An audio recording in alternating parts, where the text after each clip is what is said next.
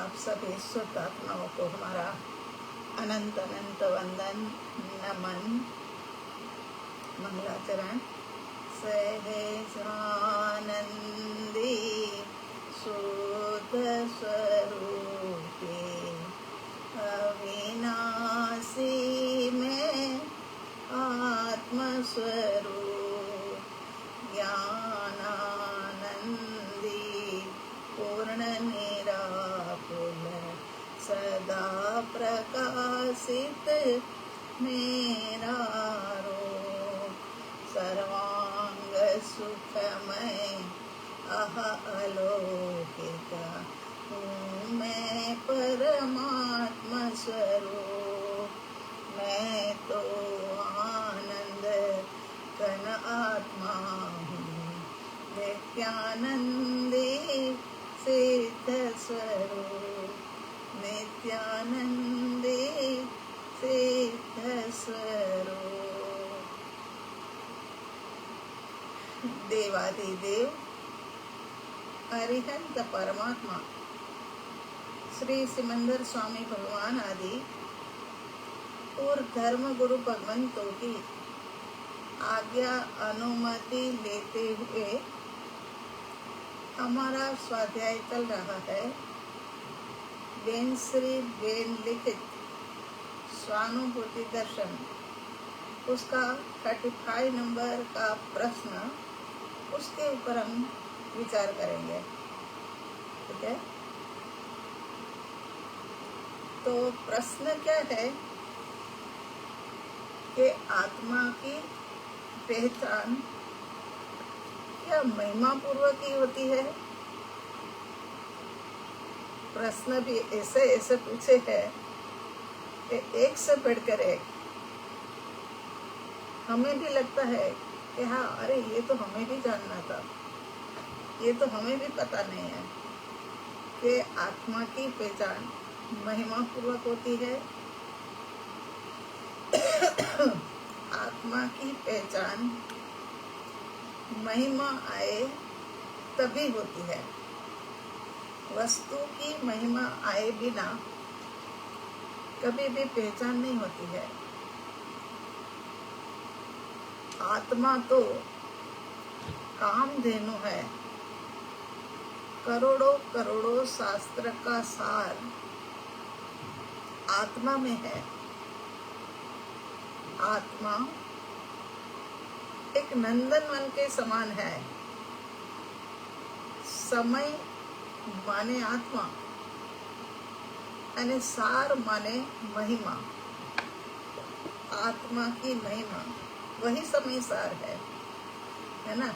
इसीलिए हमें गर्जू होकर के सुनना होगा। अगर हम ऐसे वैसे सुन ले तो नहीं होगा। कभी हमें कोई चीज़ की बहुत ज़्यादा ज़रूरत पड़ जाए तो फिर पड़ोसी के घर जा कर के हम कहते हैं ना कि भाई ये एक कटोरी है ना चीनी दे दो।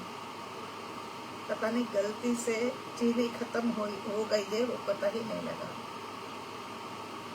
ऐसे गर्जू होकर के नम्रता पूर्वक कहते हैं हम, है ना। ऐसा नहीं एक दे दो, एक कटोरी चीनी हमें, हमारे पास नहीं है, ऐसा नहीं होता है। तो ये आत्मा की पहचान हमने करनी है, और पहचान करेंगे ना तभी हमें महिमा आएगी। पहचान के बिना महिमा भी नहीं आती है। और सुनना जो है ना, वो अत्यंत अत्यंत उपयोग लगा करके वर्तमान में केवल एक ही कार्य और कुछ कार्य करना ही नहीं है। बस केवल एकमात्र नीच स्वरूप को जानना, यही मेरा लक्ष्य है। फिर यहीं बैठे बैठे अमेरिका चले जाओ, यहीं बैठे बैठे लंदन चले जाओ, तो फिर ये आत्मा की महिमा नहीं आएगी, है ना। तो आगे क्या कहते हैं कि आत्मा की महिमा तो ज्ञान पूर्वक ही होती है, क्योंकि आत्मा एक सर्वोत्कृष्ट द्रव्य है। आत्मा जैसा महिमावंत कोई दूसरा द्रव्य है ही नहीं। और जिनकी महिमा हमने करनी है वो इतना महिमावान है, इतना महिमावान है, तो फिर क्या है कि उनके लिए जो उपयोग लगाएंगे, जो गुण लगाएंगे, वो भी तो इतना महत्वपूर्ण ही होना चाहिए। तो ज्ञान एक ऐसा गुण है आत्मा का कि हर जगह पर ज्ञान ज्ञान ज्ञान ज्ञान ज्ञान लगा हुआ है। हम कहते हैं ना कि अनुभूति तो हर समय हो रही है, अनुभूति हर समय हो रही है। ये कहने के पीछे यही मतलब है कि जहाँ जहाँ हमारी दृष्टि ठहरती है, माने दृष्टि पहुँचती है, वहाँ वहाँ पर ज्ञान हाजिर है। ये जो है वो ये को दिखाने वाला कौन है? ज्ञान ही तो है। मैं यहाँ बैठ कर के ये सामने देख रही हूँ कि श्रीमद् राजचंद्र ग्रंथ, हाँ तो श्रीमद् राजचंद्र ग्रंथ, तो ये आंख के पास तो कोई ज्ञान नहीं है, लेकिन ज्ञान के पास ज्ञान है। उसने जाना ये श्रीमद् राजचंद्र, ये श्रीमद् राजचंद्र जी का ग्रंथ है। ऐसा क्या है कि ज्ञान ने जाना। तो ज्ञान इतना महिमावंत है कि ज्ञान कभी भी अशुद्ध नहीं होता, ज्ञान शुद्ध ही रहता है। आत्मा के सब गुणों की विशेषता है तो वो शुद्ध ही रहता है। लेकिन यहाँ पर हम ये कह रहे हैं कि जैसे कि यहाँ श्रीमद् राजचंद्र ग्रंथ भी पढ़ा है, प्रवचन रत्नमाला भी पढ़ी है, सम्यक दर्शन का ग्रंथ भी पढ़ा है, लेकिन ज्ञान कभी भी वो गलती नहीं करता है कि ये जो सामने लगा है उसको श्रीमद् राजचंद्र ग्रंथ की बजाय उसे कह देवे कि नहीं ये तो है ना समय सार है। ऐसा नहीं होता है, क्योंकि एक आत्मा का प्रमुख गुण है कि और कोई भी चीज हो उसके अंदर में भी ऐसी गलती होती नहीं है ना। जैसे कि खरीदारी के लिए निकले, चलते चलते कुछ बर्तनों की, कुछ प्रेशर कुकर इत्यादि की आवश्यकता थी। चलते चले फिर एक जगह पर रुक गए। वो दुकान पर जाकर के हमने पूछ लिया कि भाई साहब प्रेशर कुकर मिलेगा और कुछ सामान हमें महंगे महंगे भी लेने हैं, तो आपके पास से मिलेगा? वो भैया कहेंगे दीदी आपकी गलती हो गई है, देखो नहीं ये तो साड़ी की दुकान है। ऐसी गलती कभी भी ज्ञान नहीं करता है। ज्ञान को पता है कि जहाँ जो लेना है वहीं पर मिलेगा और वहां जाकर के हम प्राप्त कर सकते हैं। लेकिन ये ज्ञान गुण का हमने सदुपयोग नहीं किया है ना। आत्मा का परमार्थपना तो परमात्मा ही है, उनका जो परमार्थपना है आत्मा का। जैसे कि तिल के अंदर में तेल होता है, दूध के अंदर में घी होता है ना, सब कुछ होता है। इसी प्रकार से इस आत्मा के अंदर में परमात्मा है। ये 100% की बात है, लेकिन उसकी महिमा आए तब तो मरण माने मृत्यु के अंदर में सर्वश्रेष्ठ अगर कुछ है तो वो समाधि मरण है। कि आहा समाधि मरण करने वाला 3-5 बहु के अंदर में तो उनका न्यारा भरा हो जाएगा, वो अनंत सुख के अंदर में विराजमान हो जाएगा। और कोई कोई साधक तो 2 भवों के अंदर में मुक्ति की ओर आगे बढ़ जाता है। यहाँ पर मोक्ष प्राप्त करने के लिए मोक्ष मार्ग के अंदर कुछ भी सारभूत हो तो वो क्षायिक सम्यक दर्शन है। क्षायिक सम्यक दर्शन हो जाए उसके बाद तो निरंतर निरंतर हम मंजिल की ओर ही आगे बढ़ते जाएंगे। अब कोई चिंता नहीं है कि कहीं कुछ दुविधा आ जाएगी तो क्या होगा, ऐसा नहीं होगा। तो यहाँ कहते हैं कि आत्मा की महिमा तो सर्वश्रेष्ठ गुण से ही होनी चाहिए और उसी से होती है। केवल शुष्क विचार के माध्यम से आत्मा की महिमा नहीं होती। शुष्क विचार से तो महिमा छूट जाती है। आत्मा की महिमा तब आए जब हमारे भीतर में प्यास जगे। प्यास जगे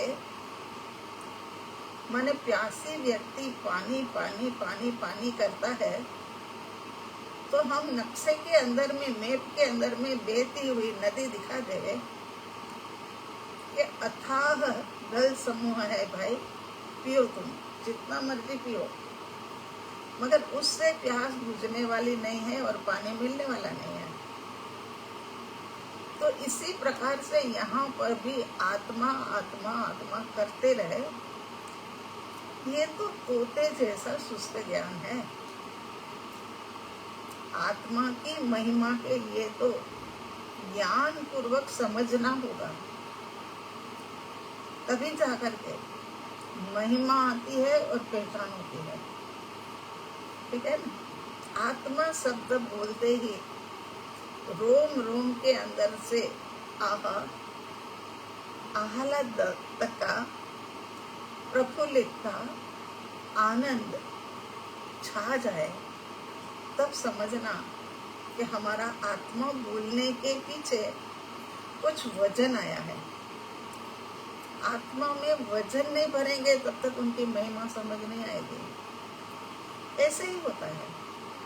किसी भी घर देखने के लिए हम जाए, हमें बहुत शानदार बंगला खरीदना है और हम बाहर से देख करके आ जाए कि बंगला तो अच्छा है, तो ऐसे बस खाली अच्छे वाली महिमा है, मगर कितनी सुविधा अंदर भीतर में है वो हम जान नहीं पाए। इसी कारण से हमें वो बंगले की महिमा नहीं आई। आहा, इसके अंदर तो गार्डन भी है, स्विमिंग पूल भी है, सब कुछ है।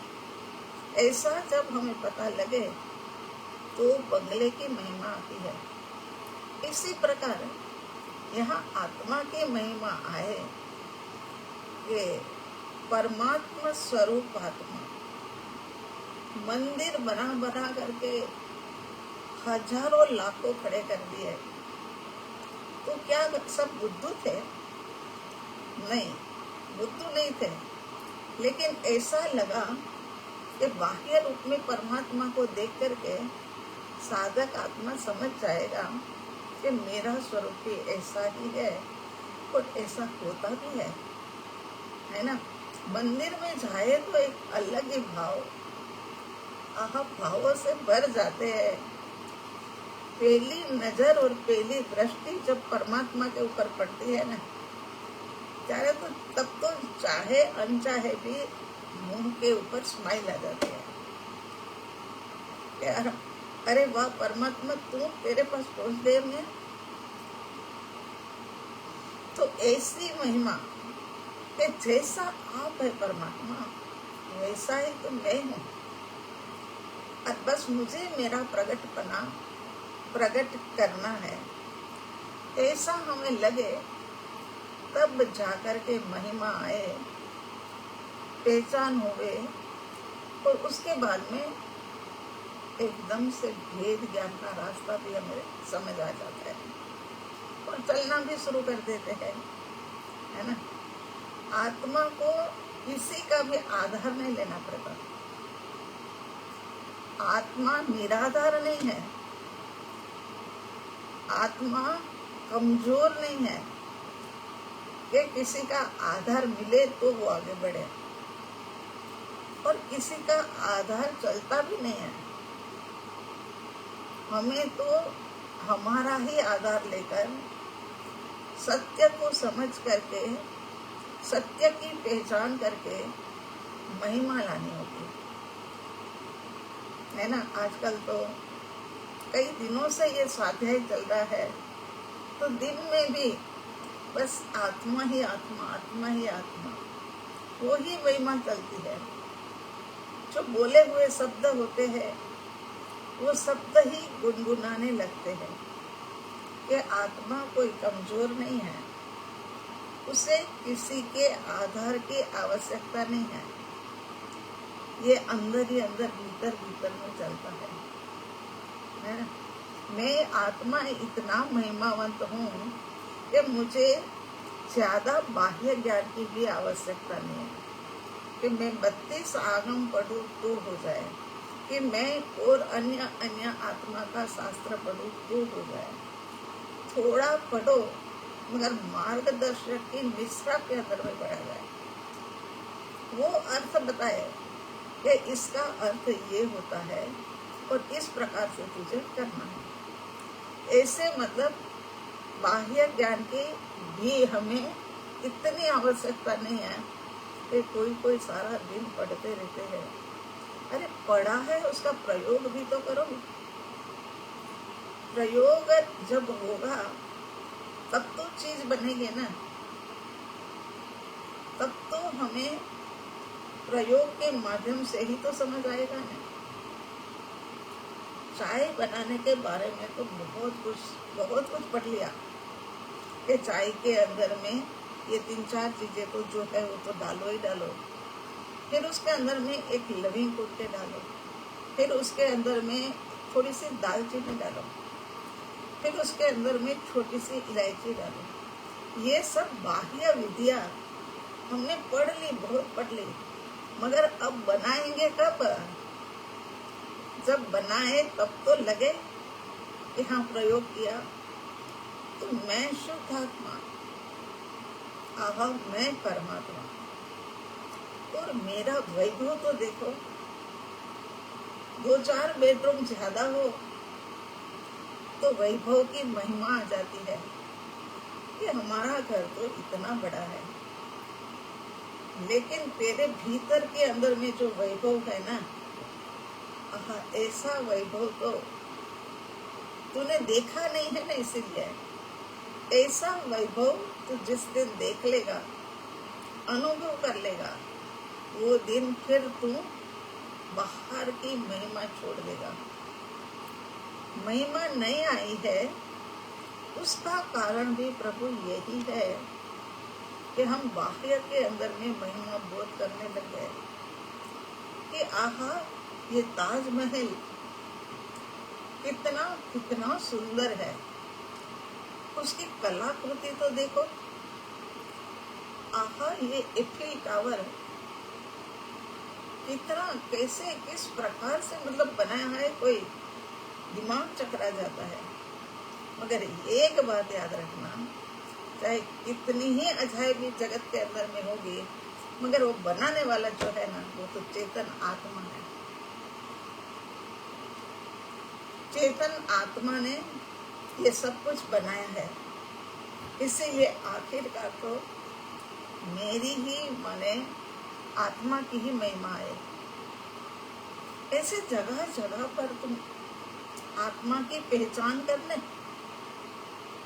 कि आहा अनंता सिद्ध हो गए, वो अनंता सिद्ध हो गए, वो भी तो मेरे जैसे ही थे, और मैं भी अगर चाहूं तो सिद्ध भगवान बन सकता हूं। ऐसी महिमा, ऐसी महिमा।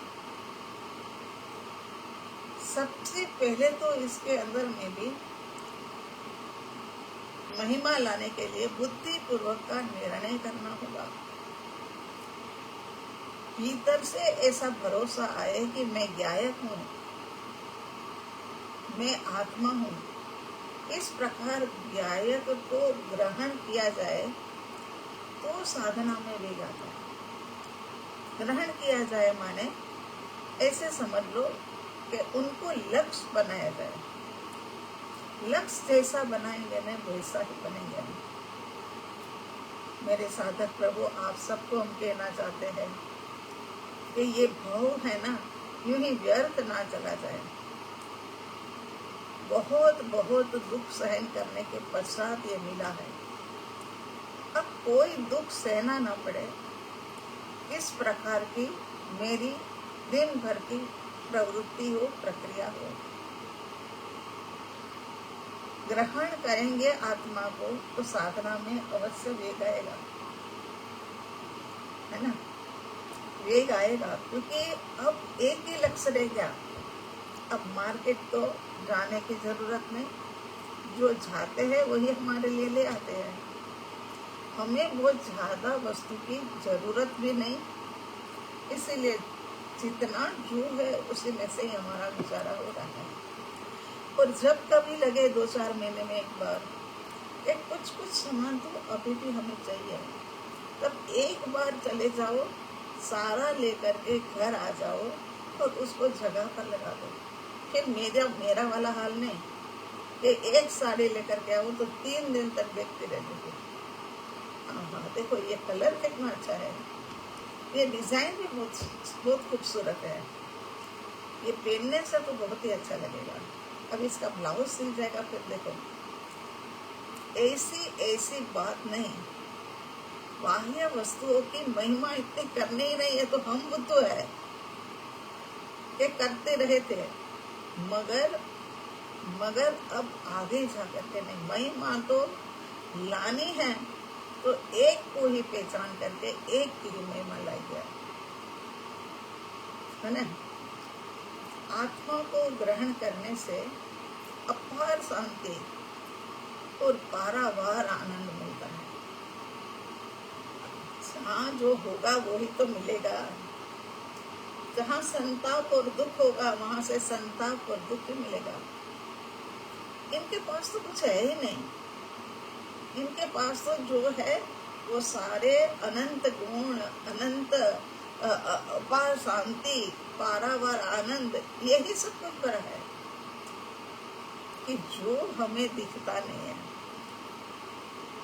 अज्ञानी जन इसी कारण से तो मानते नहीं है कि जो हमें दिखे उसे ही हम तो माने।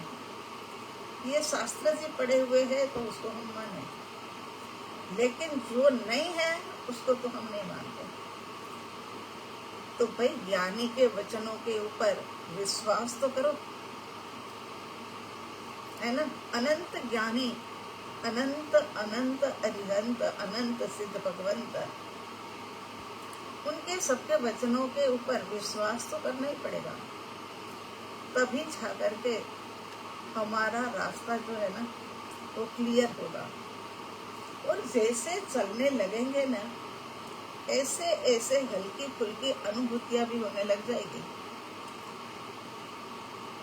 गर्मी के दिनों के अंदर कहीं बहुत ज्यादा बर्फ है और ठंडी ठंडी हवाएं चल रही है, वहां जाए तब तो ठंडक है, लेकिन मार्ग में भी ठंडक। कश्मीर में बर्फ पड़ी है, शिमला में बर्फ पड़ी है, मगर उसकी ठंडक यहाँ तक लगती है। तो ये अनंत अनंत आत्मा के गुण जो है, उनकी अनुभूति क्या रास्ते में चलते ही होने नहीं लग जाएगी? होगी प्रभु, जरूर होगी। बस एक भरोसा, एक विश्वास रख करके आगे चलते चलो प्रभु, चलते चलो। बहुत समय बीत गया है। इतना समय बीत जाने के बाद यदि हमारा पुरुषार्थ अब आगे पूरी जागृति के साथ फटाफट नहीं उठेगा, अभी भी हम गृहस्थी के अंदर में, गृहस्थी की 4 चीजें कम हो तो चल जाएगा, मगर आत्मा में कहीं कुछ कमजोरी होगी तो नहीं चलेगा। मेरी बात मानो, करुणा के कारण से, दया के कारण से, सभी जीव करु शासन रसी, उसके आधार पर हम आपको बार बार कह रहे हैं और हम भी अपना अंदर अंदर में आपको कहते हुए पक्का करते जाते हैं। यहाँ तो डबल डबल लाभ हो रहा है। आपको तो बताया जा रहा है और हमारे भीतर में इसकी दृढ़ता सेम स्टेप लगती जा रही है।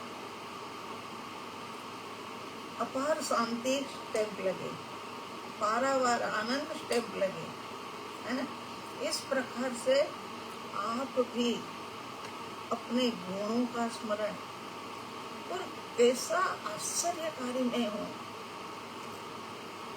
कैसा आश्चर्यकारी। पांचों इंद्रिय के विषय अलग अलग काम करे और मैं जानने वाला केवल एक, मैं एक ही हूँ कि जो पांचों इंद्रिय के विषय को जान रहा हूँ। परम कृपालु देव की एक एक बात हमने तो, आपने और हमने तो बहुत ज्यादा पढ़ी है ना। परम कृपालु देव के पठांग देखो, उनके काव्य रचना देखो, है ना। तो इसी प्रकार से यहाँ पर भी कहते हैं कि तू अपनी महिमा पहचान पूर्वक कर, फिर महिमा कहीं नहीं जाएगी। बस यूं ही महिमा कर लेगा, ये अच्छा है, ये बहुत अच्छा है, कश्मीर तो देखने जैसा है, नैनीताल तो जाने जैसा है। अभी फिलहाल तो कश्मीर नहीं जाने की बात है, मगर ये तो कह रहे हैं। तो ये सब बातें करते रहते हैं, मगर ये सब कुछ बनाने वाला कौन है? बनाने वाला मैं। आहा, राम लला की प्रतिमा को देखो, क्या दुबला पतला सा इंसान है, मगर राम लला की जो प्रतिमा बनाई है वो तो देखने वाले, दर्शन करने लायक है यार। और दर्शन करना है और दर्शन के योग्य ही है, मगर चाहते ही ये भाव आ जाए कि ये बनाने वाला तो एक आत्मा है। जो दुबले पतले से भाई है, मगर उनके भीतर में जो आत्मा है ना, वो बड़ी बलशाली है। तो आत्मा की महिमा उसे माने ज्ञाय को ग्रहण करने से, पुरुषार्थ उग्र करने से हमें स्वानुभूति होती है, ये बात पक्की है। उसमें इतना सा भी अंतर नहीं है, ये पक्की बात है। इसीलिए ज्ञान की पहचान महिमा पूर्वक करो, तब जाके आत्मा अद्भुत, अलौकिक, आश्चर्यकारी, अनुपम ऐसा लगेगा। एक समय की पर्याय का तो आयुष्य ही एक समय का होता है। एक समय की पर्याय में यदि आत्मा का अनुभव हो गया तो अनंत कर्म की निर्जरा, वो अनंत कर्म की निर्जरा की ओर तो हम चल नहीं पा रहे हैं। और अनंत कर्मों को ला करके आत्मा को बोझिल बनाए, और जगत के अंदर में हम बहुत समझदार माने जाए,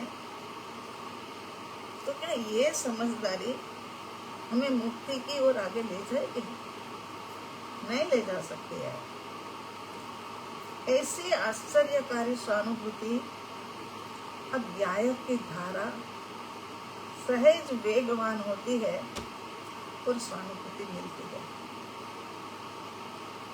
तो सहज पुरुषार्थ, ये नहीं कि जबरदस्ती बैठ गए, आंखें बंद कर ली और अंदर ही अंदर में सोचते रहे कि बच्चे लोगों ने पता नहीं बरसात जैसा मौसम है, छत में से कपड़े उतारे होंगे, नहीं उतारे होंगे, ये कोई बात नहीं। मैं अनंत गुणों का भाजन, मैं असंख्यात प्रदेशी, आहा, मैं सिद्ध भगवान जैसा ही आत्मा हूँ। ये जब अपने भीतर के अंदर में एक ठस बैठ जाता है ना, तब तो जाकर के ये जीव परम तत्व की ओर आगे बढ़ जाता है। और प्रभु ये बातें भी नहीं है खाली, अनंत सिद्ध आत्माएं सिद्ध बुद्ध और मुक्त हुए हैं। अनंत सिद्ध आत्माएं है ना, अनंत अरिहंत आत्माएं, ये सब अनंत गणधर आत्माएं सब अपने स्वरूप को पी करके बैठे हैं। हमें भी पीना है तो उसमय बन जाओ। जिन्होंने ये पिया है उनकी चरण शरण के अंदर में लग जाओ, प्रभु मेरे लग जाओ, है ना।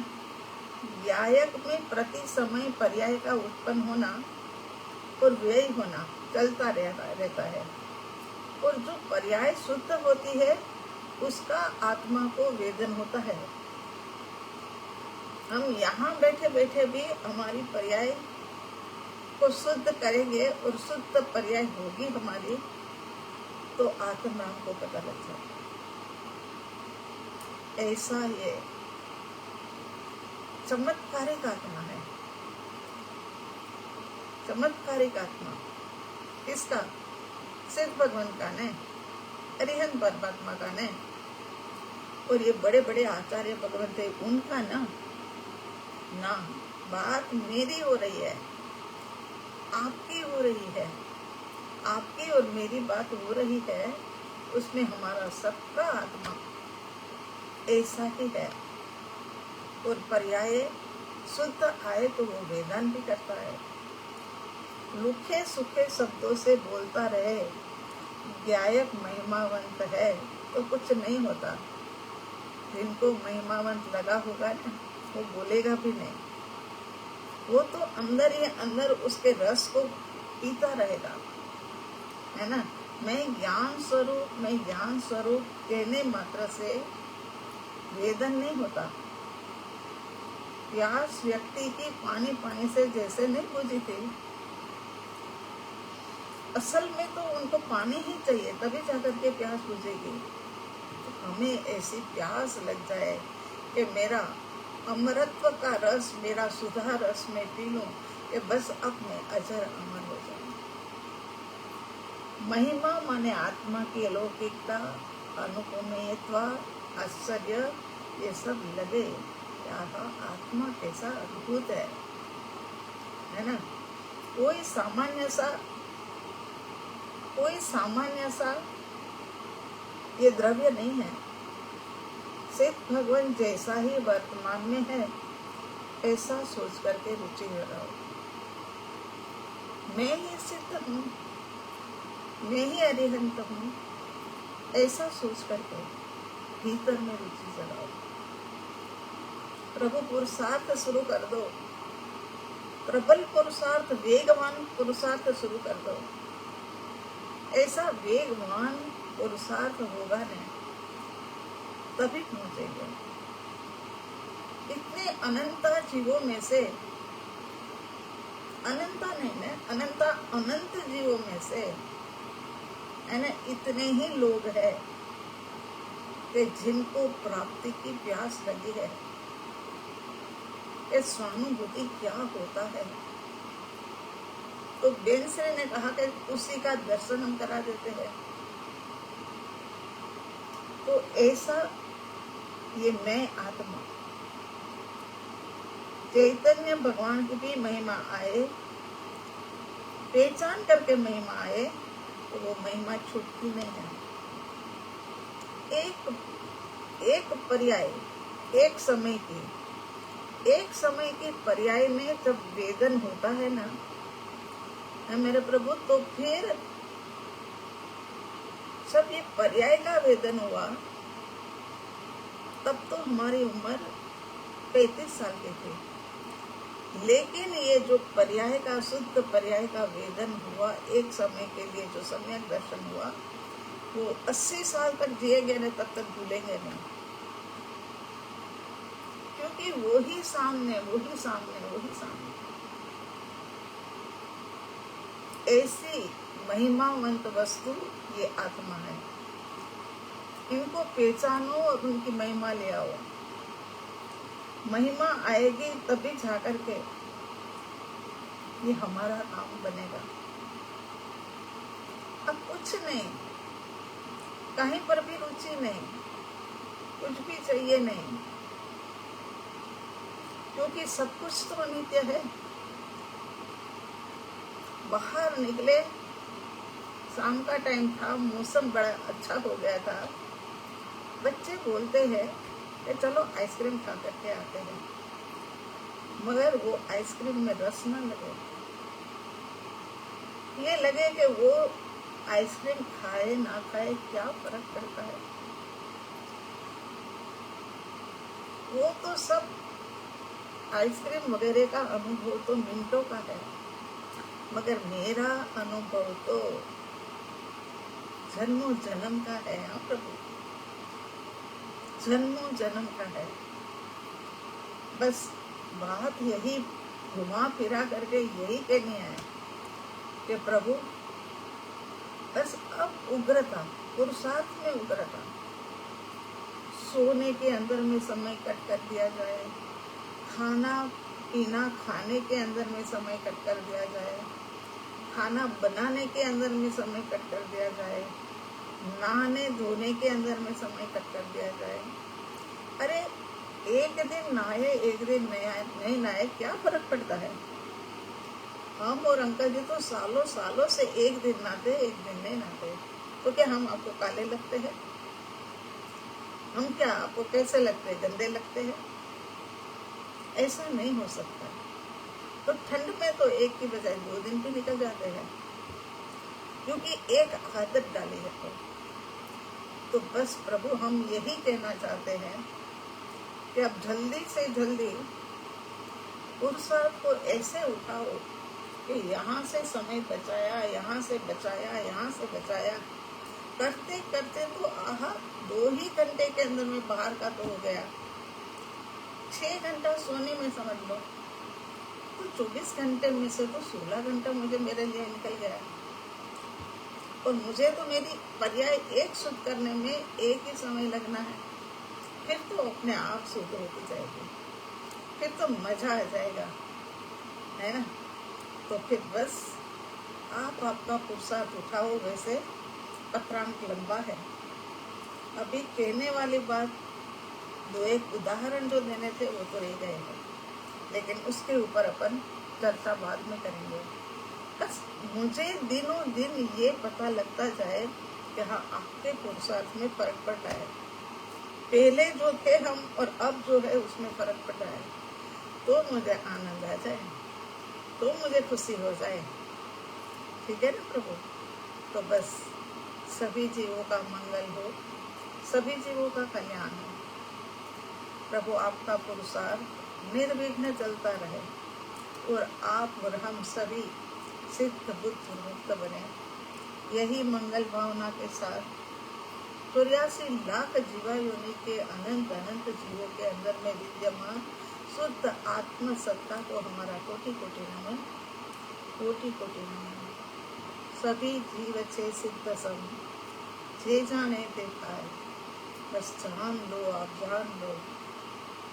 जान लोगे तो हो जाओगे। यही मंगल भावना के साथ में ओम हरिहन ओम शांति। प्रभु